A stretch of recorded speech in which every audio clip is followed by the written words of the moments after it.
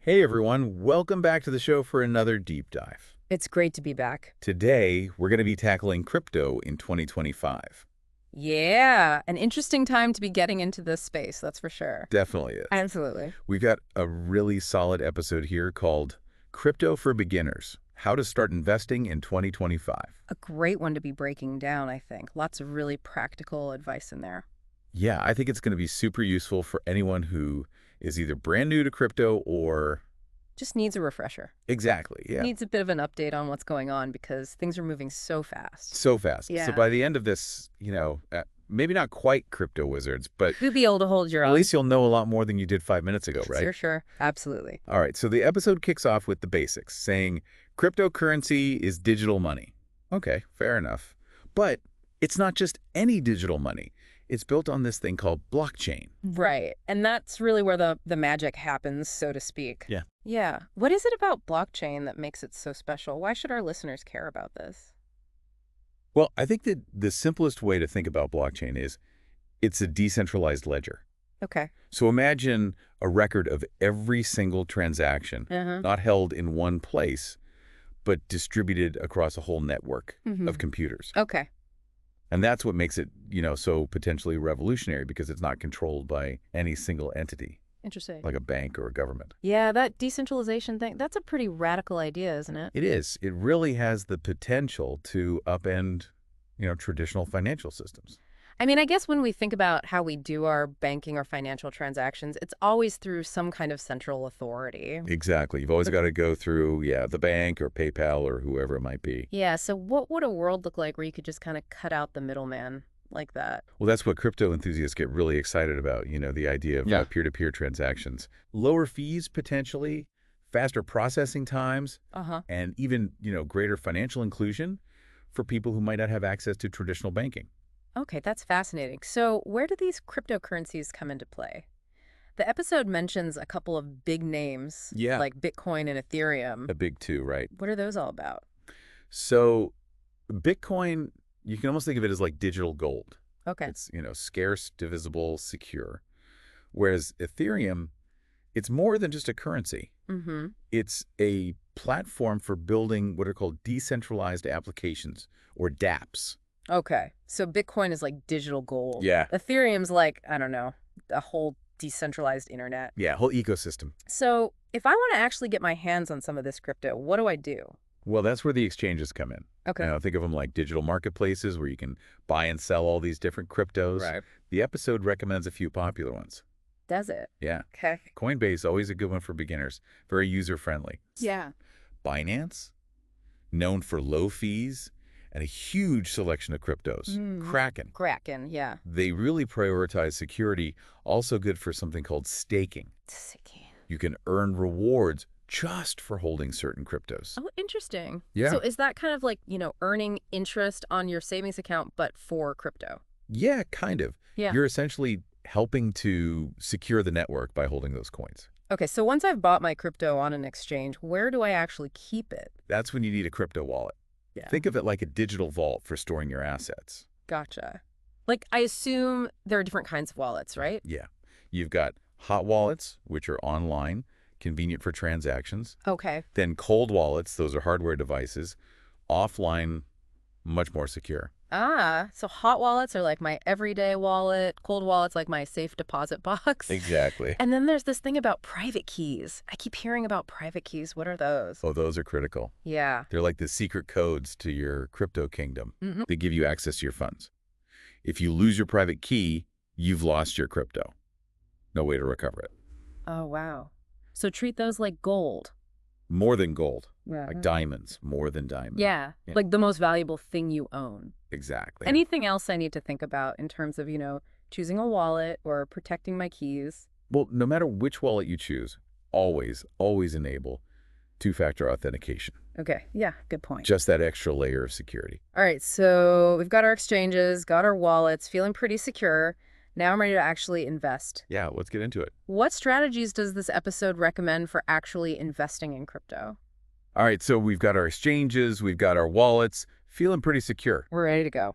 Now I'm ready to actually put some money in. Let's do it. What strategies does this episode recommend for actually investing in crypto? So the episode outlines 3 main strategies for beginners. Okay. Dollar cost averaging, holding, and diversification. All right, those sound pretty familiar. Yeah, the classics. Let's break them down. Okay. So let's start with that first one. Dollar cost averaging. DCA. DCA, yeah. The idea here is, instead of trying to time the market, Which is impossible. pretty much impossible, right? Yeah. You invest a fixed amount at regular intervals, no matter what the price is doing. Okay, so like, even if the market is, tanking, I'm still putting in the same amount every week or every month. That's right. And that might seem a little scary at first. Yeah, it does, yeah. But actually what it does is it helps you average out your purchase price over time. Okay. So you're not as affected by those big price swings. So it's kind of like I'm not trying to buy at the very bottom or sell at the very top. Exactly. You're just kind of riding the waves. Just steady as she goes. Yeah, steady as she goes. DCA. DCA. Got it. All right, so what about holding? I've heard this term HODL thrown around a lot. Yeah, HODL. That's a good one. What is that all about? So HODling basically means you buy your crypto and you just hang on to it. For the long term, no matter what the price does in the short term. So you're just like ignoring all the noise, all the hype. Exactly. You're not getting FOMO. You're not panic selling. FOMO, fear of missing out. Yeah, you're not getting swayed by the day-to-day. You believe in the long-term potential of your investment, and you're just sticking with it. That sounds like it takes a lot of discipline. It does. It takes a lot of conviction. And I guess if you really believe in something, you're in it for the long haul. That's right. That's the HO dealer mentality. Okay, so we've got DCA, we've got HO dealing. Yep. What if I'm interested in, more than just one crypto? That's where diversification comes in. You don't put all your eggs in one basket, right? So you spread your investment across different cryptos. Okay, so kind of building a balanced portfolio. Exactly. Managing your risk. But with so many cryptos out there, how do I even know which ones to pick? Yeah, that's the big question, isn't it? Yeah. I mean, like with any investment, got to do your research. Look at the team behind the project. Okay. Look at the technology, the use case. The use case, yeah. What the problem is it solving. Okay. And also just get a sense of the overall market sentiment. All right. That's good advice. Yeah. But this crypto world, I mean, it just seems like things are changing so fast. At warp speed, yeah. Yeah, warp speed.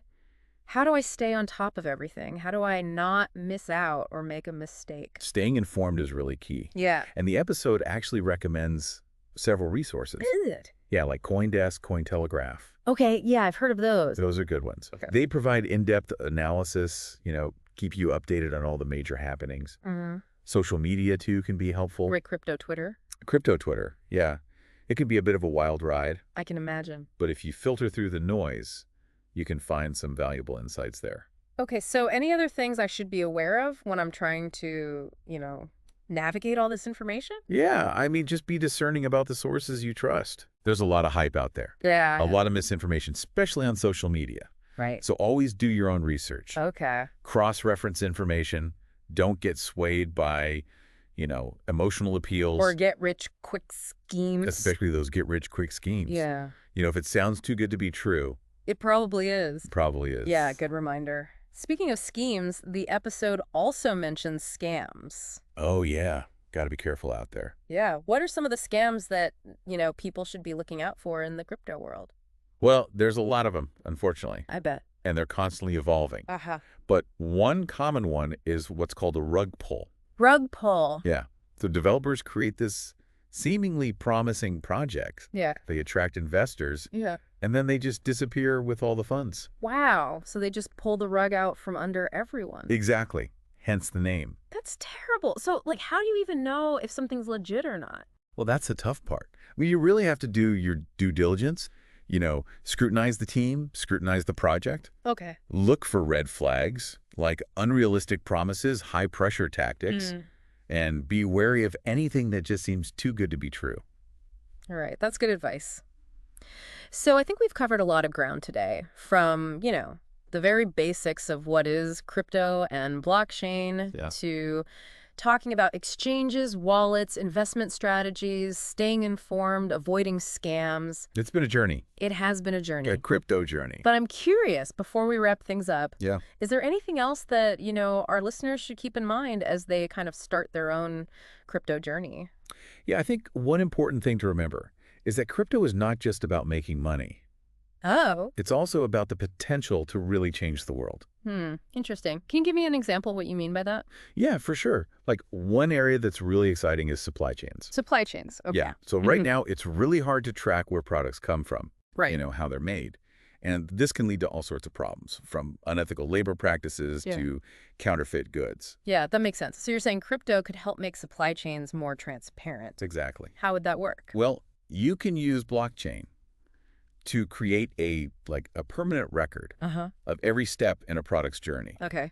from the raw materials to the final product. So as a consumer, I could actually see where something came from, Exactly. know that it was, ethically sourced, all of that. Yep. And it's much harder to, fake or tamper with that information because it's all in the blockchain. That's pretty amazing. Are there other industries where we might see, big changes because of crypto? Oh, yeah. Tons. Like what? Well, one that's already happening is the art world. Oh, right. NFTs. NFTs, yeah. Non-fungible tokens. Those are really shaking things up. Yeah. Why is that? What makes them so special? Well, for artists, it gives them a way to connect directly with their audience, sell their work without having to go through a gallery or an auction house. Okay, so cut out the middleman again. Yep. And they can even earn royalties every time their work is resold. Oh, wow. So they actually get to benefit from the increasing value. Exactly. That's pretty cool. Yeah, it's a game changer for a lot of artists. Yeah, it sounds like it. So we've got supply chains, we've got art. What other areas might we see crypto making a difference in? I mean, the possibilities are pretty much endless. Yeah. We're seeing it being used in healthcare for, securing medical records, voting systems to make them more transparent. Wow, that's wild. Yeah, it's really mind-blowing when you think about all the potential applications. It is. And that actually brings me to my final thought for today. Okay. As you're exploring the crypto world, Yeah. don't just get caught up in the price fluctuations or the latest trends. Okay. Think bigger. Think bigger, all right? Think about the problems you want to solve. Think about how this technology can really make the world a better place. Wow, I like that. It's not just about, making money. It's about making a difference. Exactly. So, stay curious, stay informed, and stay engaged. That's great advice. Well, I want to thank you so much for taking us on this deep dive today. It's been my pleasure. It's been really eye-opening. Yeah, I always love talking crypto. And to all of our amazing listeners out there, thank you for joining us on this crypto adventure. Keep on learning. Keep on learning, keep exploring. And who knows, maybe you'll be the one pioneering the next big crypto breakthrough. Maybe so. Until next time. So yeah.